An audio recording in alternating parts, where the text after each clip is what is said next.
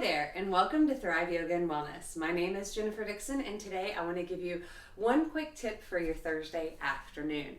So oftentimes as a newbie, it's a little bit confusing, the difference between the different warriors. We have a warrior 1, 2, and 3. So today I want to show you really quickly what is the difference between warrior 1 and warrior 2. So when you come into a warrior 1, you are actually facing forward. So in this case, on my warrior 1, my right foot is going to be in the front. My back foot is going to be at the back of the mat, and guess what? The back toes are facing between 45 and 60 degrees. If you're not super mathy, that means basically point the left toes to the front outside corner of that mat. The heel is down. If that's too much on your ankle or the back of your foot, you can always have the heel up, but that's crescent lunge.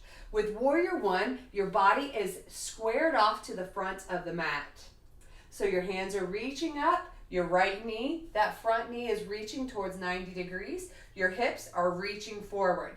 With warrior 2, there's two big differences. That back foot is going to become parallel to the back of the mat, and now the hips are going to be facing to the left. The arms go in opposite direction, and the gaze is over the right fingers. So your gaze is always looking forward, but in warrior 2, your body is facing forward with the hands going up, and in warrior 2, your body is facing towards the left with your gaze facing the front, arms open in opposite directions. So warrior 1, closing the body off with the whole front of the body facing forward. Hands are up.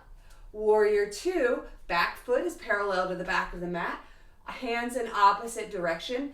Gaze is still forward, and the chest and the hips are open towards the left.